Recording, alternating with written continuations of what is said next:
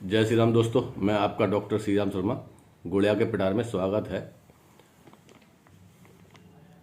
किसी ने हमसे पूछा है, किसी ने गुरुदीक्षा ली किसी से, और गुरुदीक्षा लेने के बाद में उस शिष्य का त्याग कर दिया।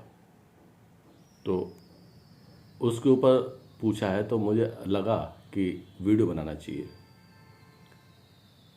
यदि किसी व्यक्ति में आत्मज्ञान पाने के बजाय गुरु की सेवा की भावना प्रबल हो तो क्या गुरु उसे अगले जन्मों में भी उपलब्ध होंगे?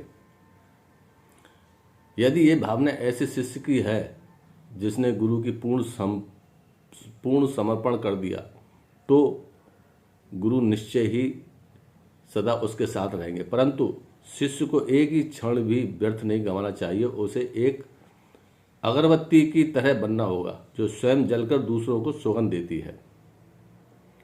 शिष्य का हर श्वास संसार के हित में होना चाहिए और हर कर्म करने ये भावना होनी चाहिए कि वह गुरु की सेवा कर रहा है। जिसने पूर्ण रूप से गुरु की शरण ले ली है तो उसके अब कोई जन्म शेष नहीं है। यदि गुरु चाहेंगे तो वह पुनः जन्म भी ले सकता है, परंतु गुरु भी कई प्रकार के होते हैं जो शास्त्रों के अनुसार निर्देश देते हैं, वे ही गुरु हैं। आजकल तो ऐसे लोग भी गुरु कहलाते हैं जो कोई भी पुस्तक पढ़ लेते हैं और कुछ भी असंगत घोषणाएं करते फिरते रहते हैं, परंतु गुरु की बात और है। उन्होंने त्याग तपस्या से सत्य का ज्ञान पाया और शास्त्रों के वर्णित परम अवस्थाओं को प्रत्यक्ष अनुभव किया। बाहरी तौर पर गुरु विशेष रूप से अलग नहीं दिखेंगे, पर जो लाभ गुरु दे सकते हैं वह दूसरे गुरु नहीं दे सकते। दूसरे गुरु का मतलब जो शास्त्रों का ज्ञान ना हो और अपना दुकान चला रहे हैं, जो बाहर से बहुत ही तड़क भड़क दिखते हैं, अंदर तो खोखलापन भी होगा। उन पर निर्भर रहकर तुम कुछ भी लाभ नहीं पा सकोगे। गुरु और सदगुरु में इतना अंतर है जितना एक 10 वाट के बल्ब और 1000 वाट के बल्ब में है। एक सदगुरु की उपस्थिति मात्र से तुम आंतरिक आनंद अनुभव करोगे, तुम्हारी वासनाएं क्षीण होंगी।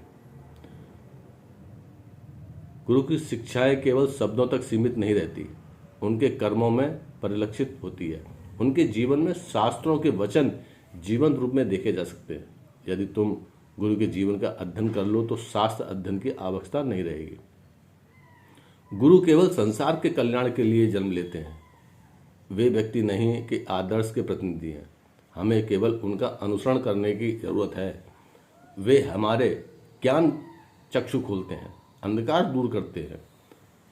गुरु हर कहीं, परंतु वह गुरु ही है जो हमारे दोष दूर करके हमें ईश्वर तक पहुंचाते हैं। इसलिए गुरु को ब्रह्मा विष्णु महेश कहा गया है। शिष्य के लिए गुरु परमात्मा से अधिक है। एक बार गुरु मिल गए तो फिर उन्हें न आत्मज्ञान के बारे में सोचना है, न पुनर्जन्म के बारे में सोचना है, न चिंता करनी है। अब तुम केवल गुरु के बताए मार्ग का अनुसरण करना है। जैसे एक तालाब एक बड़ी नदी से जुड़कर सागर में जुड़ जाता है, वैसे एक बार गुरु से जुड़ गए तुम बिल्कुल ठीक जगह पर पहुंच गए और कार गुरु करेंगे, तुम्हें लक्ष्य तक पहुंचाएंगे। शिष्य को केवल यही करना है कि वह पूर्ण हृदय से गुरु चरण में समर्पित हो जाए। गुरु कभी शिष्य का त्याग नहीं करते।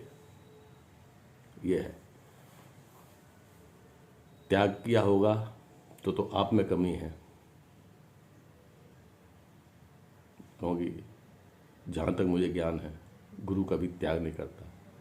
वो कैसा भी गुरु हो, अज्ञान हो ज्ञानी हो,